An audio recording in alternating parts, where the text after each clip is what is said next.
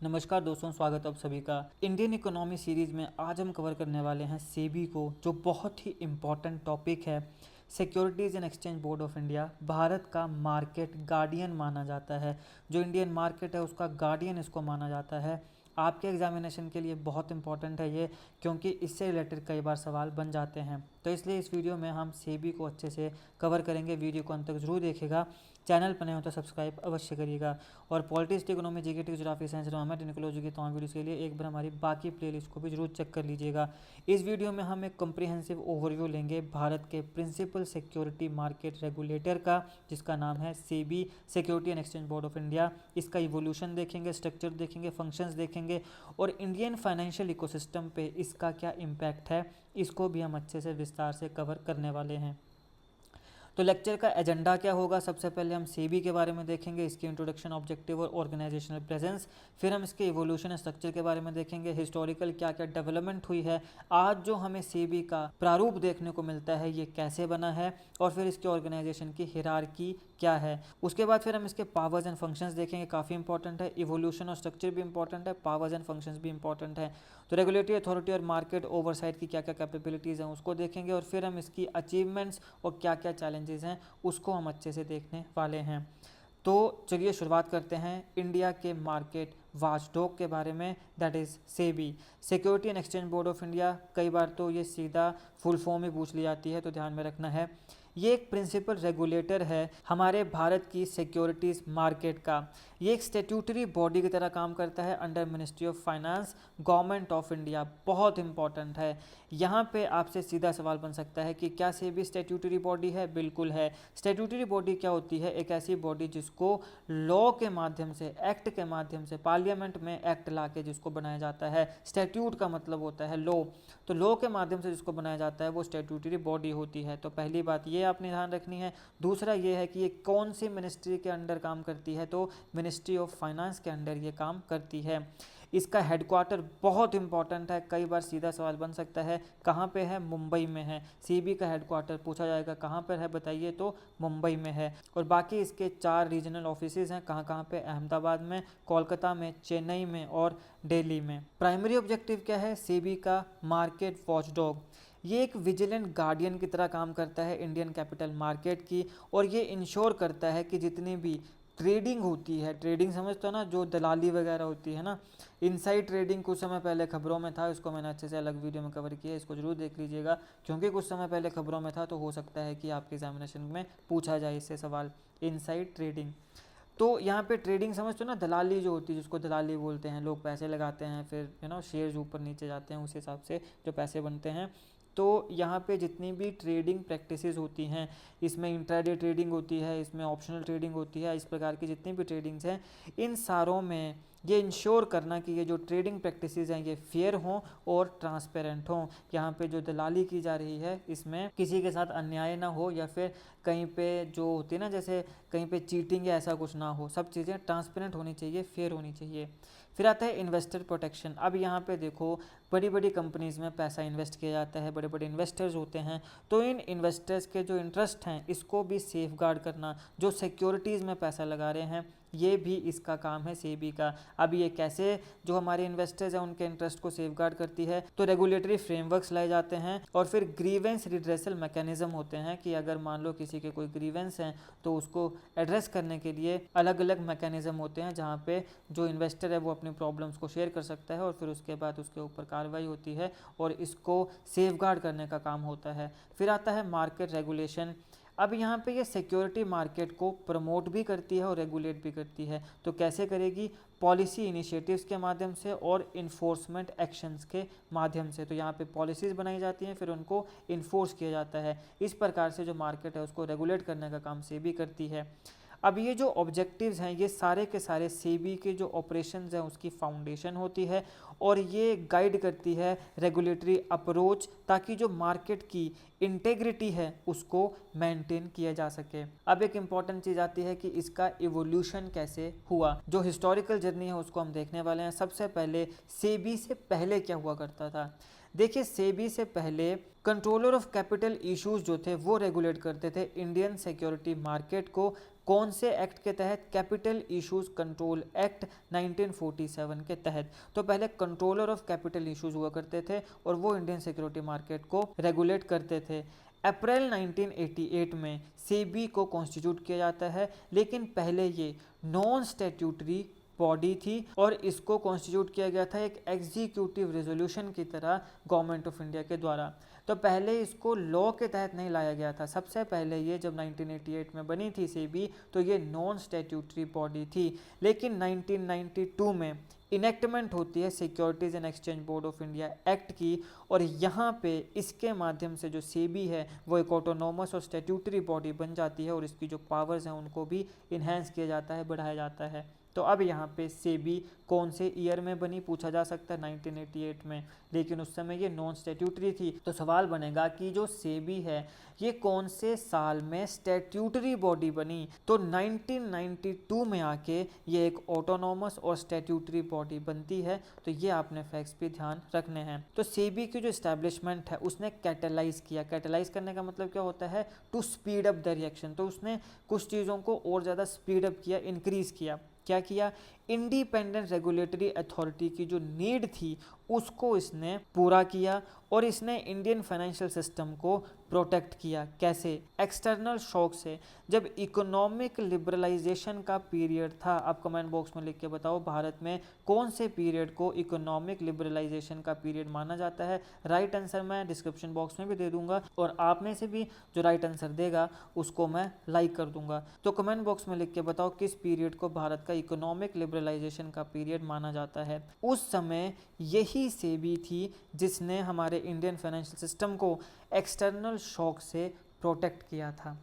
अब यहाँ पे बात करते हैं कि सेबी की जो क्रिएशन है उसको हम कैटलिस्ट की तरह क्यों कह रहे हैं, यानी हम ऐसा क्यों कह रहे हैं कि ये स्पीड अप कर रहा है चीज़ों को। देखिए, लेट 1980s में एक पाइवोटल मूवमेंट हुआ जब भारत की जो इकोनॉमी थी उसमें 3 इम्पॉर्टेंट रिफॉर्म्स होते हैं।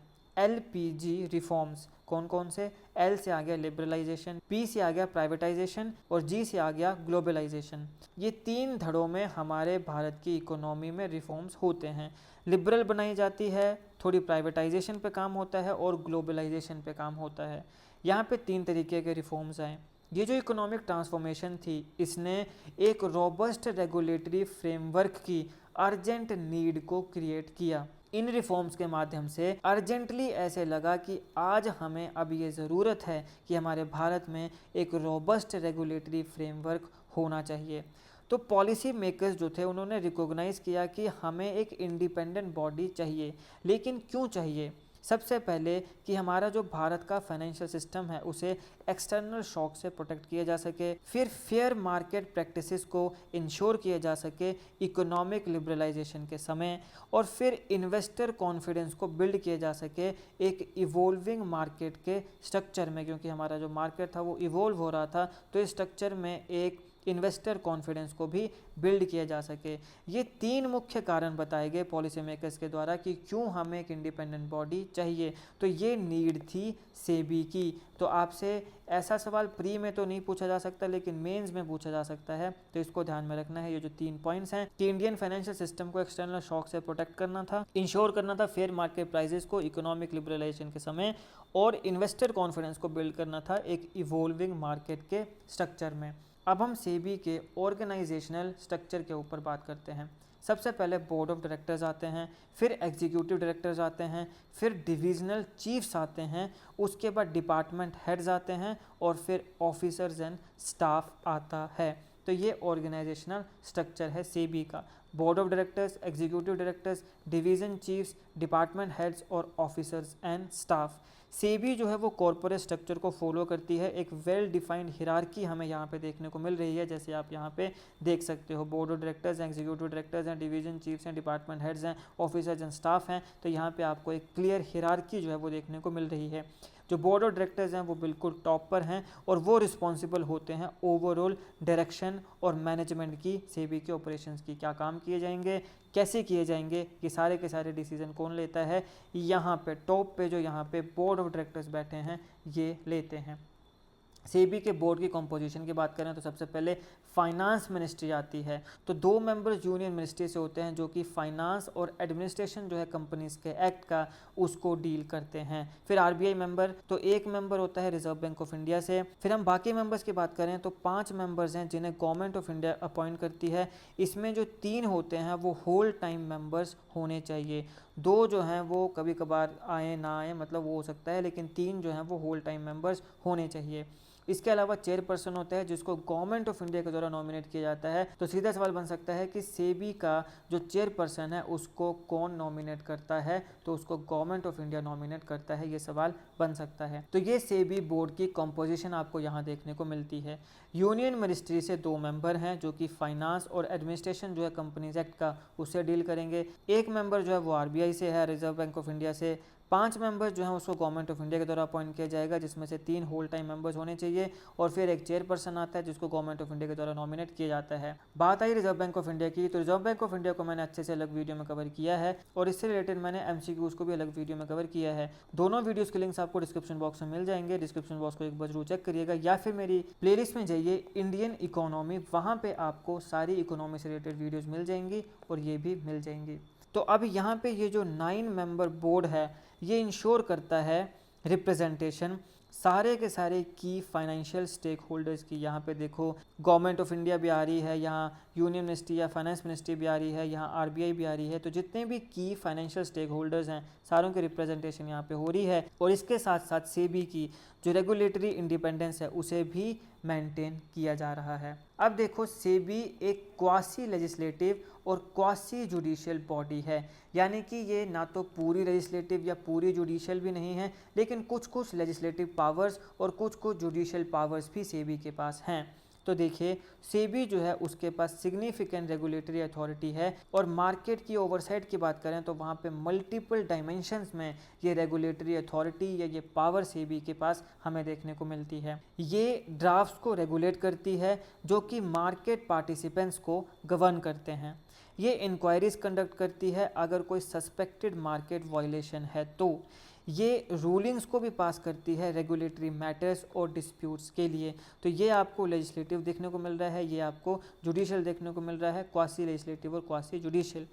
ये पेनल्टीज़ भी इम्पोज कर सकती है अगर मार्केट का अब्यूज़ होता है या फिर कंप्लाइंस हमें देखने को नहीं मिलता, नॉन कंप्लाइंस होती है। तो ये जो कम्बिनेशन ऑफ पावर्स है ये इनेबल करता है सेबी को कि ये इफ़ेक्टिवली फंक्शन करे both as a rule maker यानी quasi legislative and an enforcer यानी quasi judicial in Indian securities market. तो यहाँ पे रूल मेकर भी है ये और रूल इन्फोर्सर भी है ये भारत के सिक्योरिटी मार्केट के लिए। तो यहाँ पे ये क्वासी लेजिस्लेटिव और क्वासी जुडिशियल बॉडी हमें देखने को मिलती है सेबी। अब जब मार्केट पार्टिसिपेंट्स की बात हो रही है तो वहाँ पे सेबी के पास क्या क्या पावर्स हैं। सबसे पहले powers with respect to issuers, यानी जो इशू कर रहा है, यहाँ पे इसकी इन्फॉर्मेशन मांगी जा सकती है सेबी के द्वारा, और इंस्पेक्शन भी कंडक्ट हो सकती हैं, यानी इंस्पेक्ट भी सेबी कर सकती है। जो स्टॉक एक्सचेंजेस होती हैं उनके ऑडिट्स को भी ये अंडरटेक करती है, और इसके साथ साथ जो इंटरमीडियरीज हैं उनके ऑडिट्स को भी ये देख सकती है। इनसाइडर ट्रेडिंग जो होती है सिक्योरिटीज़ में उसे ये प्रोहिबिट करती है। इनसाइडर ट्रेडिंग क्या होती है, कुछ समय पहले खबरों में था, मैंने पहले ही बताया, इसको मैंने अच्छे से अलग वीडियो में कवर किया है। इसे सेबी प्रोहिबिट करती है, और कई कंपनीज़ के ऊपर कड़े कदम भी उठाए गए हैं सेबी के द्वारा इनसाइड ट्रेडिंग की वजह से। क्या होती है इसको मैंने अलग वीडियो में कवर किया है, ऑलरेडी देख लीजिएगा, इसका लिंक मैं डिस्क्रिप्शन में दे दूंगा, या फिर मेरी प्लेलिस्ट में जाइए इंडियन इकोनॉमी, वहाँ पर आपको मिल जाएगी, या फिर आप यूट्यूब में सर्च करिए इनसाइड ट्रेडिंग जीके न्यूक्लियस, वहाँ पर आपको ये वीडियो मिल जाएगी। फिर आती हैं powers with respect to investors. अब यहाँ पे ये प्रमोट और रेगुलेट करती है सेल्फ रेगुलेटरी ऑर्गेनाइजेशंस को। जो फ्रॉडुलेंट और अनफेयर ट्रेड प्रैक्टिसेस होती हैं उन्हें ये प्रोहिबिट करती है, और जो सब्सटेंशियल एक्विजिशन होता है शेयर्स का या कंपनी टेक ओवर्स का उसे भी ये रेगुलेट करती है। कंपनी टेक ओवर्स होते हैं ना, जैसे एक व्यक्ति ने दूसरे व्यक्ति की कंपनी ही खरीद ली, कंपनी टेक ओवर, तो उन सारी चीज़ों को रेगुलेट कौन करेगा, सेबी रेगुलेट करेगा। इसके साथ साथ इन्वेस्टर एजुकेशन और जो इंटरमीडिएट ट्रेनिंग होती है उसे भी ये प्रमोट करता है। इन्वेस्टर को ये बोलता है भाई ये सब चीज़ें हैं, इनको पहले पढ़ो तब जाके फिर इन्वेस्ट करो। फिर पावर्स विद रिस्पेक्ट टू इंटरमीडिएरीज, जो ब्रोकर्स होते हैं ना इंटरमीडिएरीज, तो ये रजिस्टर करती है और रेगुलेट करती है स्टॉक ब्रोकर्स को, सब ब्रोकर्स को और बाकी मार्केट इंटरमीडियरीज़ को। मार्केट इंटरमीडियरीज़ ब्रोकर ही होते हैं।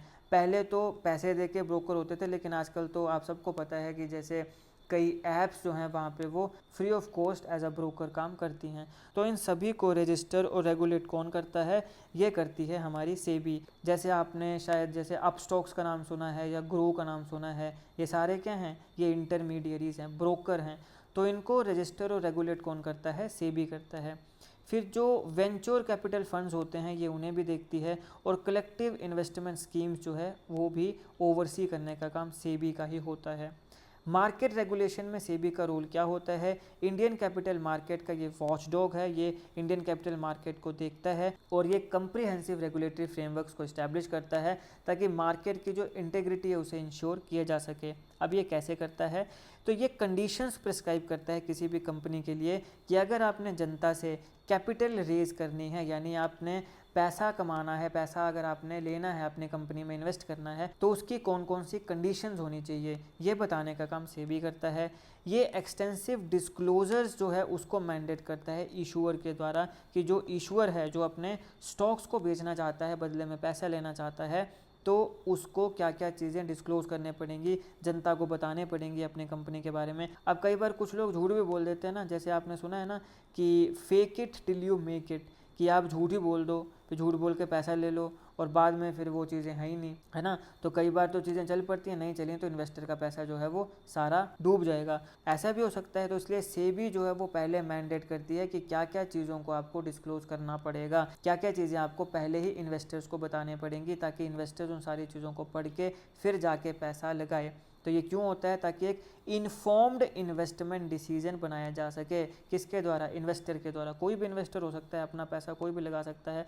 तो जो भी पैसा लगा रहा है वो सोच समझ के पैसा लगाए। इसके लिए क्या क्या चीज़ें उसको कंपनी के बारे में पता होनी चाहिए, वो सारा डिस्क्लोज करना ज़रूरी है। इसको मैंडेट करने का काम सेबी करता है। फिर ये क्वालिटी स्टैंडर्ड्स को इंश्योर करता है मार्केट पार्टिसिपेंट्स के लिए कि कौन कौन से स्टैंडर्ड्स होने चाहिए जिनको कंपनीज को मीट करना पड़ेगा। फिर ये मार्केट एक्टिविटीज़ को मॉनिटर करता है और अगर किसी भी प्रकार की मैनिपुलेशन हो रही है तो उसे डिटेक्ट करता है और प्रिवेंट करता है। अब देखो दुनिया में बड़े बड़े दलाल हैं, कईयों के पास अंधाधुंध पैसा है, वो क्या करते हैं? वो मार्केट को कई बार मैनिपुलेट कर देते हैं। उस मैनिपुलेशन की वजह से क्या होता है? तो वो अपने हिसाब से कुछ चुनिंदा स्टॉक्स को चुनेंगे, फिर वो मार्केट को मैनिपुलेट करने का प्रयास करते हैं ताकि सिर्फ और सिर्फ जो हमारे शेयर्स हैं वो ही ऊपर जाएं और हम बढ़िया पैसा छापें और बाकी ना छापें। तो ये मार्केट मैनिपुलेशन होगी, लेकिन ये फेयर ट्रेड नहीं है। ट्रेड हमेशा फेयर होना चाहिए, ये फेयर ट्रेड नहीं है। तो इसलिए यहाँ पे इस प्रकार की चीज़ों को डिटेक्ट किया जाता है और प्रिवेंट किया जाता है ताकि सारों को पैसा कमाने का इक्वल मौका मिले, फेयर ट्रेड हो। दिमाग लगाओ, अपने दिमाग के हिसाब से जो जो बना सकता है वो पैसा बनाए। अब हम सेबी की मार्केट डेवलपमेंट इनिशिएटिव्स को देखते हैं। सबसे पहले स्क्रीन बेस्ड ट्रेडिंग आती है। तो यहाँ पे ट्रांसपेरेंट ऑनलाइन ट्रेडिंग सिस्टम की इम्प्लीमेंटेशन है, जिसने जो ओपन आउटक्राई ट्रेडिंग फ्लोर्स थे उसको रिप्लेस कर दिया है। तो आजकल हमें ये ट्रांसपेरेंट और ऑनलाइन ट्रेडिंग सिस्टम देखने को मिलता है। संभवतः आप में से भी ऐसे बहुत से लोग होंगे जिनके मोबाइल फ़ोन में इस प्रकार की चीज़ें होंगी। फिर आते हैं डीमैटेरियलाइजेशन। अब यहाँ फिजिकल शेयर सर्टिफिकेट्स हुआ करते थे, उनको कम्प्लीटली इलेक्ट्रॉनिक मोड में या डीमैट में शिफ्ट कर दिया गया है सिक्योरिटी होल्डिंग के लिए। तो जब भी आप जैसे अगर ग्रो में जाओ या कहीं पर भी कोई भी ब्रोकर में जाओ तो वहाँ पे आपका डीमैट अकाउंट बनता है। तो पहले फिजिकल शेयर सर्टिफिकेट हुआ करते थे, अब सारी चीज़ें आपको डीमैट अकाउंट में देखने को मिलती हैं। फिर रिस्क मैनेजमेंट की बात करें तो यहाँ पे रोबस्ट रिस्क मैनेजमेंट फ्रेमवर्क है मार्केट स्टेबिलिटी को इंश्योर करने के लिए। तो ये जो इनिशिएटिव्स हैं इन्होंने भारत की सिक्योरिटी मार्केट को कम्प्लीटली ट्रांसफॉर्म कर दिया है, इसको और ज़्यादा एक्सेसिबल बनाया है, काफ़ी एफिशिएंट बनाया है और जो सिस्टमिक रिस्क होते हैं उनके लिए भी काफ़ी रेजिलिएंट बनाया है। तो अभी यहाँ पे रिस्क वाला जो फैक्टर है वो काफ़ी कम हो गया है, अब सिर्फ दिमाग वाली बात है। अपना दिमाग लगा के अगर आप फेयर ट्रेड में पैसा बना सकते हो तो पैसा बनाया जा सकता है। हालांकि ये भी मैंने कहीं पढ़ा है कि बहुत से लोग जो शेयर मार्केट वगैरह में पैसा लगाते हैं उसमें से अधिकतम पैसा डुबा भी देते हैं। तो इसलिए ऐसा नहीं है कि आपने ये चीज़ें कूल बनने के लिए आप ये सब चीज़ें करने लग पड़ो, पहले अच्छे से आप स्टडी करो इन चीज़ों को, तभी जाके ये सब चीज़ें करना, मतलब जस्ट इन केस अगर आप में से कोई इंटरेस्टेड हो तो। अब बात करते हैं रेगुलेटरी नॉर्म्स की इन्फोर्समेंट की। तो सेबी के पास सब्सटेंशियल इन्फोर्समेंट पावर होती है ये इंश्योर करने के लिए कि जो रेगुलेटरी नॉर्म्स हैं और जो कंप्लायंस हैं उसको सारी कंपनीज मीट कर रही हैं कि नहीं कर रही हैं। कैसे? जो रजिस्टर्ड इंटरमीडियरीज़ हैं जैसे ब्रोकर हैं, तो उनकी इंस्पेक्शन ये करती रहती है बीच बीच में, जब भी इनको ऐसा वैसा कुछ लगता है तो। फिर ये इन्वेस्टिगेशन भी कर सकती है, और जब ये इन्वेस्टिगेशन कर रही है तो मैंने आपको पहले बताया क्वासी लेजिस्लेटिव भी है और क्वासी जुडिशियल भी है, तो ये उस समय सिविल कोर्ट के बराबर की पावर रखती है। अब देखो इसका कारण ये भी है कि जैसे मैंने सुप्रीम कोर्ट वाली वीडियो जो मैंने इंडियन पॉलिटी में कवर कराई थी, तब भी मैंने आपको बताया था कि सुप्रीम कोर्ट में ऑलरेडी बहुत ज़्यादा केस होते हैं, तो ये केस भी अगर यहाँ पे आने लग पड़ेंगे तो दिक्कत हो जाएगी। तो ये भी एक कारण है कि क्वासी जुडिशियल हमने यहाँ पे दे दिया कि भैया सेबी तू अपने हिसाब से जो करना है वो कर, हमें इससे कोई दिक्कत नहीं है। तो यहाँ पे ये सब चीज़ें हमें देखने को मिलती हैं। तो इसलिए जब ये इन्वेस्टिगेशन कर रही है तो इसके पास जो पावर है वो सिविल कोर्ट के इक्विवेलेंट है। फिर यहाँ पे ये मार्केट पार्टिसिपेंट्स जो हैं उनसे कोई भी इंफॉर्मेशन या रिकॉर्ड्स मांग सकती है, भैया हमें ये इन्फॉर्मेशन या ये रिकॉर्ड्स आपके चाहिए, तो वो देने पड़ेंगे। फिर ये समन्स भी इशू कर सकती है किसी भी एंटिटी को जो सिक्योरिटी मार्केट के साथ एसोसिएटेड है, और ये क्रिमिनल प्रोसीडिंग्स को भी लॉन्च कर सकती है। अगेन क्वासी जुडिशियल बात आ गई ना, क्रिमिनल प्रोसीडिंग्स को भी लॉन्च कर सकती है अगर इसके द्वारा बनाए गए किसी भी नॉर्म की ब्रीच होती है। तो अगर किसी नॉर्म को तुम नहीं मान रहे हो तो तुम्हारे खिलाफ क्रिमिनल प्रोसीडिंग्स को भी ये लॉन्च कर सकता है। इतना सशक्तिकरण सेबी को बनाया गया है कि ये चाहे तो क्रिमिनल प्रोसीडिंग्स को भी लॉन्च कर सकती है क्वासी जुडिशियल। तो अब हम इन्वेस्टर प्रोटेक्शन मैकेनिज़्म को देखते हैं कि भैया जो पैसा इन्वेस्ट कर रहा है, जैसे मान लो मैंने मेहनत करके पैसा बनाया है और मैंने वहाँ पे इन्वेस्ट कर दिया, तो मैं इन्वेस्टर बन गया या आप इन्वेस्टर बन गए, तो हमारी प्रोटेक्शन का क्या मैकेनिज़्म है? सबसे पहले ग्रीवेंस रिड्रेसल यहाँ पे फैसिलिटेट किया जाता है कि रिजोल्यूशन हो इन्वेस्टर का, उसकी जो कंप्लेंट्स हैं उसको सुना जाए डेडिकेटेड चैनल्स और प्रोसेसेस के माध्यम से। तो यहाँ डेडिकेटेड चैनल्स हैं जिसके माध्यम से अगर ऐसी वैसी कोई बात होती है तो आप वहाँ पे जाके कंप्लेन कर सकते हो। एजुकेशन एंड अवेयरनेस, तो यहाँ पे फाइनेंशियल लिटरेसी को प्रमोट किया जाता है बेस्ड ऑन द बिलीफ, ये मानते हुए कि जो इन्फॉर्म्ड इन्वेस्टर है, जिसके पास जानकारी है, वो प्रोटेक्टेड इन्वेस्टर है, यानी जिसको सब चीज़ों का पता है अच्छे बुरे का, तो वो एक प्रोटेक्टेड इन्वेस्टर है, क्योंकि वो जो डिसीजन लेगा वो सोच समझ कर ही लेगा। तो informed investor is a protected investor. इसलिए इन्फॉर्मेशन देना जरूरी है, यानी एजुकेशन और अवेयरनेस जरूरी है। फिर डिस्प्यूट रिजोल्यूशन, आर्बिट्रेशन मैकेनिज्म ये प्रोवाइड करता है स्टॉक एक्सचेंजेस में, ताकि इन्वेस्टर और ब्रोकर का अगर कोई डिस्प्यूट होता है तो उसको रिजोल्व किया जा सके। और फिर कंपनसेशन आती है, तो यहाँ पर फ्रेमवर्क्स बनाए गए हैं ताकि जो इन्वेस्टर है उसे कंपनसेट किया जा सके किसी भी केस में। अगर इंटरमीडिएरी डिफ़ॉल्ट है या मार्केट फेलर है तो फिर जो इन्वेस्टर है उसको कंपनसेट किए जा सके। तो यहाँ पर भी पूरे फ्रेमवर्क्स इस्टेब्लिश किए गए हैं। ये जो मैकेनिज़म्स हैं ये सारे एक कम्प्रिहेंसिव सेफ्टी नेट की तरह काम करते हैं मार्केट पार्टिसिपेंट्स के लिए, पर्टिकुलरली जो रिटेल इन्वेस्टर हैं उनकी सेफ्टी के लिए ये काम करते हैं। अब हम बात करते हैं सेबी की अभी तक की मेजर अचीवमेंट्स कौन कौन सी रही हैं। सबसे पहले डीमैटेरियलाइजेशन, तो यहाँ डीमैट अकाउंट्स हमने पहले भी देखे कि जो फिजिकल सर्टिफिकेट्स थे उनसे कम्प्लीटली ट्रांसफॉर्म हुई है हमारी सिक्योरिटीज़ इलेक्ट्रॉनिक रिकॉर्ड्स में। तो यहाँ पे फ्रॉड को रिड्यूस किया गया है और जो एफिशिएंसी है उसको इम्प्रूव किया गया है। ये एक बहुत बड़ी अचीवमेंट मानी जाती है सेबी की। Nation wide electronic trading platforms को इम्प्लीमेंट किया गया है जिसने मार्केट की एक्सेस को इंक्रीज़ किया है और ट्रांसपेरेंसी को भी बढ़ाया है। क्लियरिंग कॉरपोरेशन, तो यहाँ पे डेडिकेटेड क्लियरिंग एंटिटीज़ बनाई गई हैं ताकि जो ट्रेड सेटलमेंट्स हैं उसको गारंटी किया जा सके और जो काउंटर पार्टी के रिस्क होते हैं उसे भी रिड्यूस किया जा सके। शॉर्टर सेटलमेंट साइकिल्स, तो यहाँ पे जो सेटलमेंट टाइम है उसको हफ्तों से कम करके T+2 डे बनाया गया है, जो कि मार्केट लिक्विडिटी को इन्हेंस करता है और जो सिस्टेमिक रिस्क होते हैं उसे भी रिड्यूस करता है।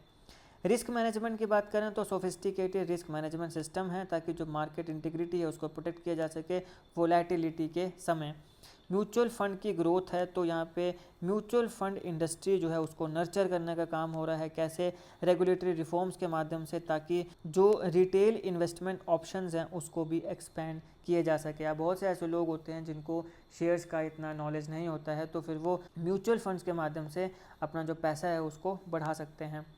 अब हम बात करते हैं कि सेबी कौन कौन से इश्यूज़ को और चैलेंजेस को फेस कर रहा है। सबसे पहले रेगुलेटरी फोकस इम्बैलेंस। देखिए, यहाँ पे मार्केट कंडक्ट रेगुलेशंस के ऊपर बहुत ज़्यादा फोकस है, लेकिन जो प्रूडेंशियल रेगुलेशंस हैं उनके ऊपर काफ़ी कम एम्फेसिस सेबी के द्वारा दिया जाता है। फिर आता है एक्सपेंसिव पावर्स। यहाँ पे लेजिस्लेटिव और इन्फोर्समेंट पावर्स तो काफ़ी हैं जो इसके काउंटर पार्ट्स हैं यूएस और यूके में, उनके कंपैरिजन में, लेकिन ये सीरियस इकोनॉमिक रिस्ट्रेंट्स को भी बनाता है, अलो करता है बेस्ड ऑन सस्पिशन, कि यहाँ पे सिर्फ शक हुआ और शक होने की वजह से ही काफ़ी सीरियस इकोनॉमिक रिस्ट्रेंट्स हो गए। लिमिटेड कंसल्टेशन, यहाँ पर इनसफिशिएंट प्रायर कंसल्टेशन है मार्केट पार्टिसिपेंट्स के साथ, और यहाँ पे इनएडुकेट रिव्यू है रेगुलेशंस की इफ़ेक्टिवनेस का, कि यहाँ पे जो रेगुलेशंस ला रही हैं वो कितने इफ़ेक्टिव हैं कितने नहीं हैं। यहाँ पे इनएडुकेट रिव्यू है, जितना रिव्यू अच्छे से किया जाना चाहिए उतना नहीं होता है। फिर इन्फोर्समेंट के गैप्स आते हैं, तो यहाँ पे रूल्स और इन्फोर्समेंट जो है वो हमेशा इनएडिक्वेट रहती है कुछ क्रिटिकल एरियाज़ में, जैसे कि इनसाइडर ट्रेडिंग। तो यहाँ पे इनएडिक्वेट हमें देखने को मिलता है इन्फोर्समेंट और रूल्स। तो ये सारी की सारी जो हैं ये इश्यूज़ या चैलेंजेस हैं जिन्हें सेबी फेस कर रहा है। इन्वेस्टर एजुकेशन और प्रोटेक्शन इनिशिएटिव्स की बात करें तो IEPF, investor education and protection fund आता है।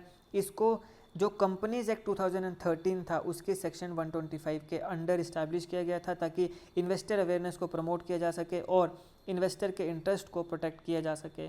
स्कोर्स पोर्टल आता है, ये web based centralised grievance redressal system है जो कि इन्वेस्टर्स को इनेबल करता है कि अगर कोई कंप्लेंट आपने लॉन्च करनी है तो इसके पोर्टल के माध्यम से की जा सकती है, और उसका स्टेटस क्या है उसको भी कहीं से भी आप चेक कर सकते हो।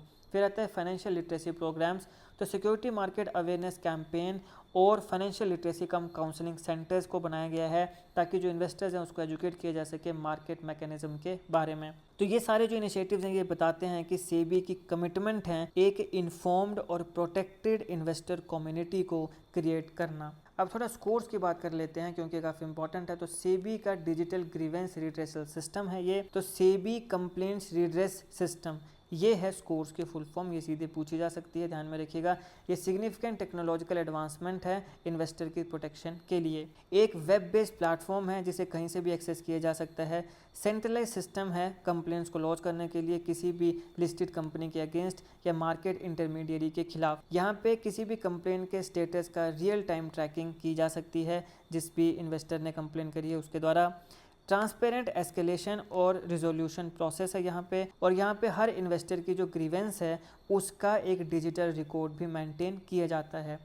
तो अभी और क्या चीज़ें की जा सकती हैं सेबी को स्ट्रेंथन करने के लिए? Shift regulatory focus. अब अपना जो फोकस है उसको एक्सेसिव मार्केट कंडक्ट रेगुलेशन से शिफ्ट करके बैलेंस्ड प्रूडेंशियल रेगुलेशन और पॉलिसी स्पेस क्लीनअप के ऊपर लगाना चाहिए। Enhance monitoring, continuous monitoring system को इम्प्लीमेंट किया जाना चाहिए, और जो मार्केट इंटेलिजेंस कैपेबिलिटीज़ हैं उसे इम्प्रूव किया जाना चाहिए। डीपन रिसर्च, कंप्रिहेंसिव रिव्यूज़ होने चाहिए बियॉन्ड फंड रेजिंग मैट्रिक्स, कि कौन से मैट्रिक्स के ऊपर कंपनी फंड रेज कर रही है, उसके अलावा भी कुछ रिव्यू होने चाहिए ताकि जो इम्प्रूवमेंट एरियाज़ हैं उन्हें आइडेंटिफाई किए जा सके। स्ट्रेंथन ह्यूमन रिसोर्सेज, अब जो लेटरल एंट्री है उसको कंसीडर किया जाना चाहिए ताकि टॉप टैलेंट को अट्रैक्ट किया जा सके स्पेशलाइज्ड एक्सपर्टीज़ के साथ। मूव टूवर्ड यूनिफाइड रेगुलेशन, एक यूनिफाइड फाइनेंशियल रेगुलेटर मॉडल होना चाहिए ताकि जो रेगुलेटरी ओवरलैप्स हैं और गैप्स हैं उसे एलिमिनेट किया जा सके। कंक्लूजन क्या है? सेबी क्रूशियल रोल प्ले करती है भारत के फाइनेंशियल फ्यूचर के लिए, और इसकी मदद से भारत जो है वो ग्लोबल इकोनॉमिक पावर हाउस बन रहा है। जब हम बोलते हैं कि भारत धीरे धीरे ग्लोबल इकोनॉमिक पावर हाउस बन रहा है तो उसमें सेबी का भी काफ़ी इंपॉर्टेंट रोल है। ये मार्केट इंटीग्रिटी को मेंटेन कर रही है इवन रैपिड ग्रोथ और इनोवेशन के समय भी।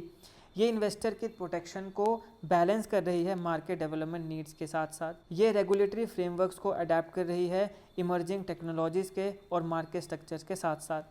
ग्लोबल रेगुलेटर्स के साथ ये कोलैबोरेट करती है ताकि जो क्रॉस बॉर्डर चैलेंजेस हैं उसे एड्रेस किया जा सके। कंटिन्यूड रिफॉर्म्स और स्ट्रेटेजिक इवोल्यूशन जो है इसके साथ साथ सेबी भारत के फाइनेंशियल मार्केट को सपोर्ट कर रही है और ग्लोबल स्टेज में भारत के फुल पोटेंशियल को अचीव करने में मदद कर रही है। तो ये थे दोस्तों सेबी से रिलेटेड सारे इंपॉर्टेंट फैक्ट्स। बाकी इंडियन इकोनॉमी से रिलेटेड और कोई वीडियोस आप देखना चाहते हो तो मेरी प्लेलिस्ट में जाइए इंडियन इकोनॉमी, वहाँ पे आपको सारी इंपॉर्टेंट वीडियोस मिल जाएंगी। बाकी कोई ऐसी वीडियो है जो आप चाहते हो लेकिन मैंने नहीं बनाई हो तो कमेंट बॉक्स में लिख के बताओ, वो भी आपके लिए बन जाएगी। वीडियो अच्छी लगी हो तो लाइक करेगा, शेयर करेगा। Politics, economy, GK, geography, science, environment, ecology की तमाम वीडियोस को देखने के लिए एक बार हमारी प्लेलिस्ट को जरूर चेक करिएगा। आप किसी भी एग्जाम की तैयारी कर रहे हो, हमारी प्लेलिस्ट और करंट अफेयर की बाकी वीडियोस को देख के आपको काफी हेल्प मिलने वाली है, इसलिए हमारे बाकी प्लेलिस्ट को भी जरूर चेक करिएगा। और अगर आप चैनल पर हैं तो चैनल को सब्सक्राइब करना बिल्कुल मत भूलिएगा। बेल आइकन को जरूर दबा दीजिएगा ताकि किसी वीडियो की नोटिफिकेशन आपसे मिस ना हो। आपका बहुत बहुत धन्यवाद। अगली वीडियो में मैं सेबी से रिलेटेड सारे इंपॉर्टेंट क्वेश्चंस को लाने वाला हूं, तो वो भी वीडियो आपको जल्द मिल जाएगी। धन्यवाद।